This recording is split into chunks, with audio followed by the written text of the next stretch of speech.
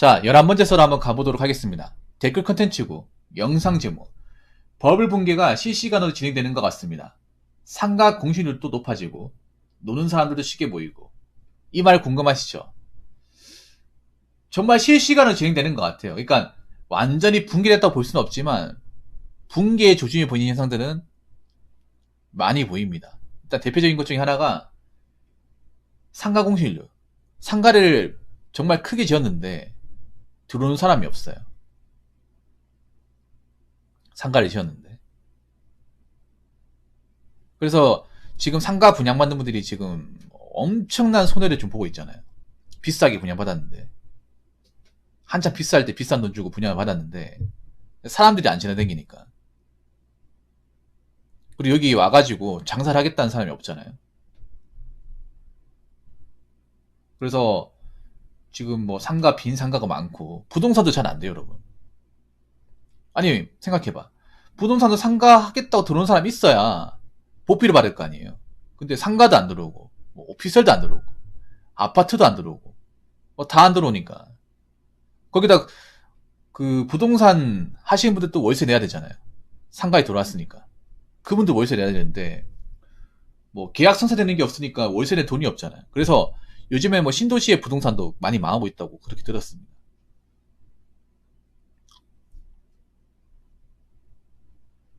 그리고 이제 젊은이들이 많이 다니는 그런 거기도 요즘에는 좀 흉물스럽게 변했어요. 예를 들어서 뭐 서울 같은 데에 가로수길 그리고 이제 경리단길 이런 데 가보면 정말 좀 이상합니다. 약간 어떤 느낌이냐면 거기가 서울의 번화가잖아요. 가보면 건물 전체가 다 비었어요. 갱이체켈리 먹으세요? 비었어. 아니, 길 자체가 아예 텅 비었어요. 그래서 약간 무서워. 낮에 봐도. 약간 좀 뭔가 망했다는 느낌? 막 그런 느낌이 들어. 서울은 지금 문제가 뭐냐면 우리 에드워드님 아실까 모르겠는데 젠트리피케이션이라는 단어 아십니까? 젠트리피케이션. 이게 뭐냐 하면 이제 그런 월세나 물가가 올라가면서 원래 그 지역에 살던 사람들이 그 물가를 감당하지 못해서 쫓겨나서 텅텅 비어가는 이 사회 현상을 가지고 젠트리피케이션이라고 하는데 지금 서울에 굉장히 많이 일어나고 있어요. 서울도 지금 뭐 인구가 많다고 볼 수 없는 게 제대로 살고 있는 사람들은 점점 적어지고 있어요. 서울은 특히나 이제 소비도시라서 자영업자 비율이 높잖아요. 높은데 문제가 뭐냐 하면 자영업자로 살려면 가게에서 이제 장사대가 사야 되는데 서울도 유동인구는 많지만 그 유동인구가 이제 사 먹지 않는 거예요. 물가가 비싸다 보니까 많이 비싸다 보니까 사 먹지 않아요. 분명히 돌아다니는 사람들은 많은데 지갑을 여는 사람은 없어. 그러다 보니까 뭐 자영업자분들 부담이 크죠. 거기다가 월세는 또 한 번 올라가면 안 내려가거든요. 안 내려가서 결국 참다 이제 견딜 수 없는 그 사장님들은 가게를 빼버려요. 그런 곳이 많이 늘고 있어. 그래서 가게가 빠지면 새로 하겠다고 들어오는 곳이 없어요. 하다못해 요즘에 기업들도 빠지고 있어요. 이제 기업 브랜드도 프랜차이즈 같은 것도 좀 많이 빠지고 있다는 얘기 들었습니다. 많이. 그래서 약간 서울 같은 데 이제 길을 걷다 보면 허우대는 멀쩡한데 겉보기에 멀쩡한데 사람이 없어. 불도 꺼져 있어. 안에 텅텅 비어 있어요. 그런 것도 많이 보이고 뭐 이거 서울만의 문제가 아니라 지방도 마찬가지예요. 근데 지방도 그런 곳이 있어요. 지방도 그런 이제 상가가 비어 있다거나 이제 점포스에 이렇게 붙여놓는 곳이 있긴 한데요. 근데 서울만큼 그렇게 완전 한 지역 자체가 완전 통으로 이런 것은 잘 없어. 군데군데는 있어요. 아무래도 물가가 올라가고 이제 사람들이 지갑 사정이 얇다 보니까 뭔가 많이 팔아야 되는 분들은 부담이 커지죠. 어쩔 수가 없어요, 이게. 그렇다고 뭐 서울에서 이제 일하는 분들이 또 지갑이 여기도 좀 애매하잖아, 이게. 왜냐, 버는 돈은 뻔한데 또 비싼 물가를 또 보고 음식을 사 먹자니 부담스러워요. 그러다 보니까 지금 버티지 못하는 분들이 많이 생기는 것 같습니다. 그리고 지금 보면 노는 사람들도 많아요. 직장을 구하지 못한 분들도. 장기 실업자 꽤나 많을 겁니다. 근데 앞으로 더 많아질 거예요. 우리가 뭐 직장을 다니다가 뭐 중간에 그만두고 재취업을 위해서 노는 기간이 있을 수 있어. 근데 한 두세 달? 한 마무리 기록 6개월은 놀 수 있어, 6개월. 근데 그 이상 놀면 좀 문제가 있죠. 근데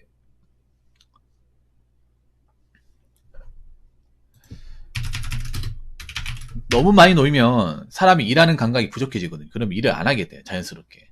일하는 것도 겁나고. 장기 백수도 좀 점점 늘고 있습니다. 근데 여기서 대한민국 이제 경제가 또 안 좋아지게 되면, 내려가게 되면, 그때 가서는 어떻게 될까? 그러면 이제 점점 힘들어지는 거죠. 자영업자도 힘들어지고. 전망이 좀 어둡습니다. 제가 좋게 얘기하려고 해도. 근데 이러는 와중에 돈을 쓰고 뭐 사치 부리고 하면 되겠습니까? 지금 위기의 조짐이 많이 보인단 말이에요. 뭐 아파트 지어줘도 공사 중단된 것도 있고요. 그리고 건물은 다 지었는데 아파트가 차지하는 곳도 많아요. 미분양된 곳도 많고.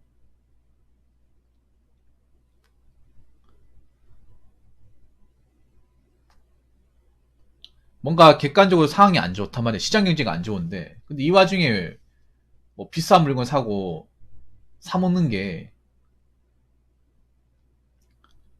뭐가 도움이 될까요? 뭐가 도움이 될까? 대비를 해야 됩니다. 젊은 사람들. 대비를 해야 돼요. 위기가 발생하면 젊은 사람들 못 도와줍니다. 자급자족 해야 돼요. 자기가 만들어 놓은 걸로 먹고 살아야 됩니다. 근데 자기가 만들어 놓은 게 없으면 그때부터는 지옥 시작이에요. 근데 지금 젊은 사람들 중에 자기가 만들어 놓은 게 없다시피 한 사람들이 너무나 많아요. 가진 거는 그냥 할부 남은 자동차, 할부기가 많이 남은 뭐 신용카드, 명품을 산다고 만들어 놓은 그런 것들이 전부라서 위기가 터지면 자빠진 사람들이 많이 보인단 말이에요. 그냥 뭐 버티고 할 것도 없이 그러면 한번 넘어지잖아요. 그럼 못 일어나요. 이 대한민국이라는 곳은 패자부활전이 없어요. 서민들한테. 대한민국뿐만 아니라 미국도 마찬가지야. 이 자본주의 형성한 나라는요. 한번 잡으러 넘어지면 못 일어납니다. 웬만한 멘탈과 끈기가 있지 않는 한은. 한번 생각해봐. 신용불량자 된 사람들이 신용 회복하는 거 얼마나 될까요? 생각보다 별로 없어요. 한번 신불자가 되면 5년 뒤든 10년 뒤든 계속 신불자가 되는 겁니다. 여러분, 우리나라에서 뭐 개인 파산하신 분이 딛고 일어나서 재기에 성공한 거 봤어요? 못 봤죠. 우리나라는 나라뿐만 아니라 자본주의 형성한 나라는 한번 넘어지면 다수의 사람들은 못 일어나요. 이걸 꼭 명심하시기 바라겠습니다. 그러니까 이 자본주의 사회에서는 잘 되는 것도 중요하지만 넘어지지 않는 게 중요합니다. 자빠지지 않는 게.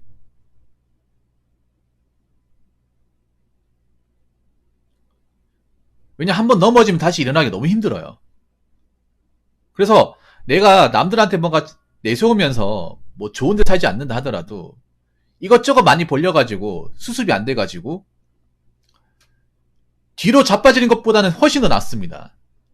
이런 자본주의 같은 나라는 앞으로 나아가는 것보다 뒤로 뒷걸음질치면서 넘어지지 않는 게 중요해요. 왜냐 저도 살면서 넘어지는 사람들 많이 봤는데 딛고 일어나는 사람 아직 못 봤습니다. 이게 자본주의 현실입니다. 자, 댓글 한번 읽어보도록 하겠습니다. 23살의 멍청해서 경제도 잘 모르는데 1월부터 나도 왜인지 모르는데 버블 경제 꼴 날 것 같다고 아빠한테 말했는데 아버지는 그 정도까지는 안 갈 거라고 하더라고요. 그런데 솔직히 저는 걱정됩니다. 라고 적어줬습니다. 경제를 아예 모르진 않네. 그래도 경제를 아시네요. 경제를 모르는 사람은 지금 우리나라 아직도 뭐 버블이 났는지 망할 건지 감조차 못 자는 분들이 굉장히 많아요. 23살이 이 정도면 멍청한 게 아닙니다. 현명한 겁니다. 왜냐하면 님 나이 때 23살은 몰라요. 지금 대한민국 꼬라지가 완전 개판인지 모릅니다. 그래도 좀 아시네요. 아시네요. 위기가 왔다는 걸 어느 정도 간파하고 계시네. 낫습니다, 그래도.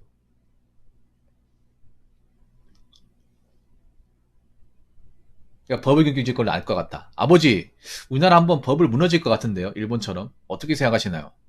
이렇게 물어봤는데 아빠가 얘기하니까 에이 그 정도까지는 안 알 것 같다. 근데 한국 사람들이 좀 웃긴 게 있어. 뭐냐 한국 사람들은요. 위기를 대비한 능력이 별로 없어요. 제가 느껴보니까 이게 약간 민족성 같은데 한국은 약간 발등에 불이 떨어져야 그때부터 위기라는 걸 직감을 해요. 절대 다수의 사람들이. 이거 공감할지 모르겠는데 그동안 역사적으로 한국사 이건 있잖아요. 뭐 경제 위기뿐만 아니라 한국사 전체를 보더라도 우리나라 사람들 코앞에 적진이 오기 전까지는 잘 안 믿더라고요. 우리나라 보면 한국사 역사를 보더라도 미리 대처하는 것보다 함락당한 적이 많잖아요. 왜 함락을 당했을까? 코앞에서. 역사적으로 봐도 그래요.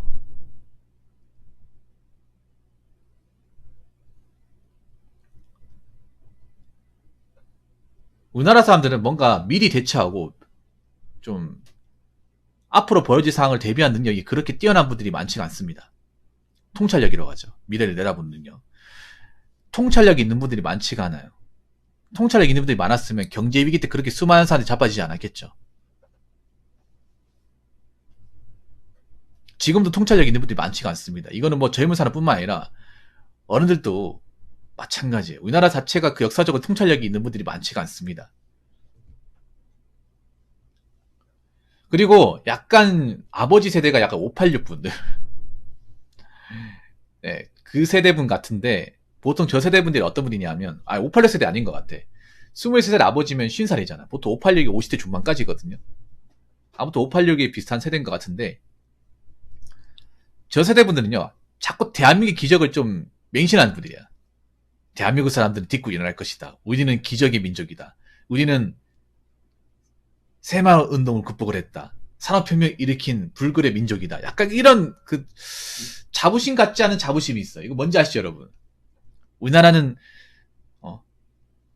88 올림픽 때 할 수 있다는 것을 이룬 나라다. 88 올림픽과 한강의 기적이 이룬 나라야. 왜냐하면 저분들 때는 그 시기를 겪었던 시대란 말이에요. 아버지 때는. 아버지 때 젊었을 때는 우리나라가 자고 올라면 막 변하고 월급이 쭉쭉 오르고 아파트 같은 데 막 건설되고 막 눈 깜짝할 새 많은 것들이 올라가는 시기였어요. 그래서 저분들은 그 시대의 맛을 봤기 때문에 약간 그런 게 있어. 뭐냐면 우리나라 사람들 그동안 잘 극복해왔기 때문에 경제 위기가 온다 하더라도 잘 극복할 것이다. 어떻게든 불굴의 의지로 이겨낼 것이다. 왜냐? 우리는 대한민국 사람이니까. 이런 약간 좀 밑도 끝도 없는 그 자부심이 있어요. 키부심 같은 게 있어. 이거 나쁘게 말하면 국뽕이죠, 국뽕. 그런데 있잖아요. 제가 겪어보니까 이 경제 위기라는 거 말이죠.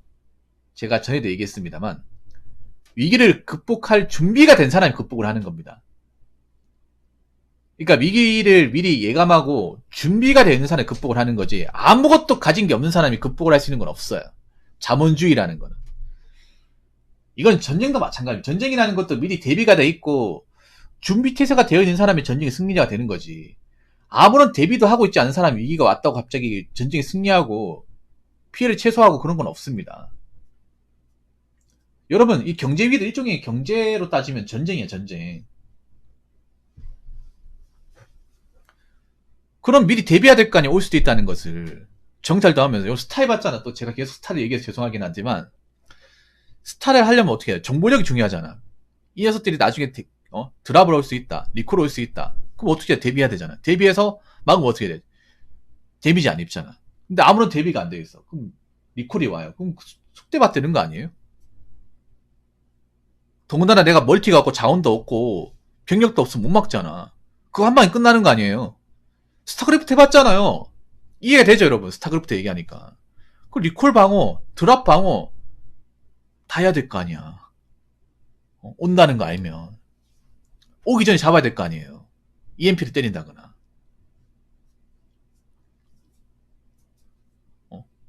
오고 나서 막으면 어떻게 됩니까? 병력도 없는데. 멀티 나 이거밖에 없는데. 멀티 빌리면 자원 캘 것도 없고, 병력, 그럼 자원이 없으면 병력 나올 것도 없잖아요. 남은 병력은 뭐 할 써걸래? 뭐 어떻게 더 시작할 겁니까? 약간 이런 식이죠. 그래서 제가 느껴본 건 그렇습니다. 경제 위기라는 것은 어느 정도 벌어질 거라 예상하고 준비가 된 사람이 맞는 거지. 아무 준비가 되어 있지 않은 사람은 그냥 속절없이 밀립니다. 나중에 한번 시간이 지나보면 아시겠죠. 시간이 많이 지나보면. 그래서 뭐 아버지 말씀이 무조건 틀린 말은 아니다고 하더라도